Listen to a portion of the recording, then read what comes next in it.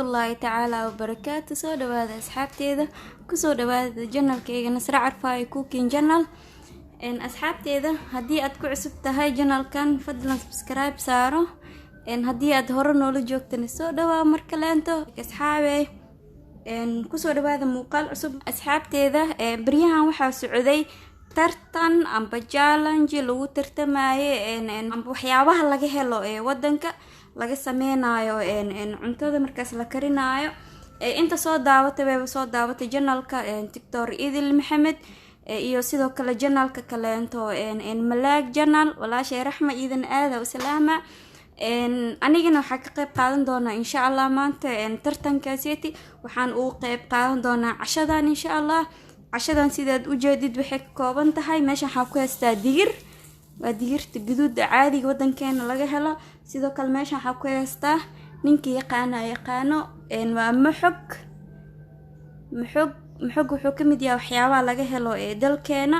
inta taqaano beeba taqaana, intaan aqoonin waa kana sidaan u yaalaa. hadeertaane qobkan koraa kasoo fiiqa, waa soo jarjara, waa isku soo laabanayna insha Allah. waa kana asxaabteeda waa soo dhaqday muxuu ah isha qobki korana waa kasoo fiiqay. markii qobka laga fiiqo sidaan uu egyahay waa u jeedin, sidaan uu egyahay. wallahi macaankiisana ma laga sheekeyn karo. horta inta taqaano weeba taqaanaabo muxuu ahaa ishaag waa wax oo muxuu ahaa ishaag wadankeena ka baxo runtii faa'iido badan leh. hadeertaan waxa sameysanaynaa dabka saaranayna insha Allah isku soo laabanayna. waata asxaabteeda hadeertaan digsiga dabka soo saartay biyo ku soo shubtay. waxaan sugaa intii oo muxuu ahaa ishaag iiga soo kululaanayo insha Allah. waxa ku sii darsanaa intoo iiga sii kululaanayo waa cusbo caadi ah, waxyar oo cusbada caadiga wadanka ah. hadeertaan waxaa sugaa inta nooga soo karkarayaan insha Allah. waata asxaabteeda hadeertaan biyihii way noo soo karkareen. waxaa ku shubanaynaa digirta waa soo dhaqay, waxyaabaha qashinka dhan waa kasoo bixiyay, nadiif ay tahay. hadeertaan waxaa ku darsanaynaa maxoga,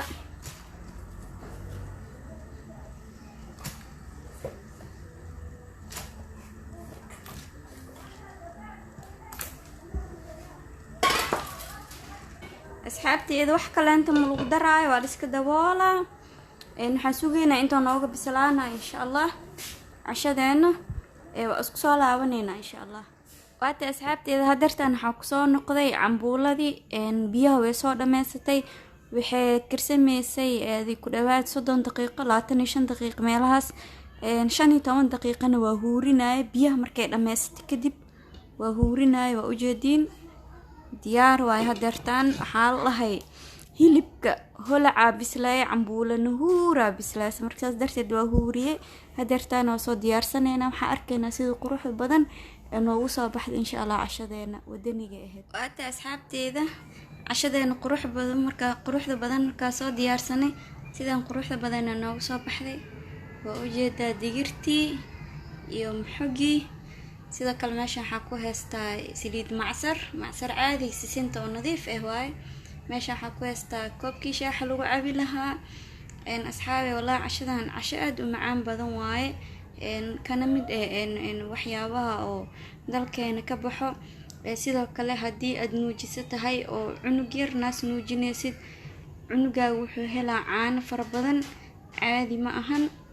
marka insha Allah asxaabe ka faa'iideysta. sidoo kale waa kana waa kasoo baxay kaalinteeda challenge-ga. marka insha Allah caafimaadka cuna, inta haysanin Allah siiyo, anagana Allah noo siyaadiyo.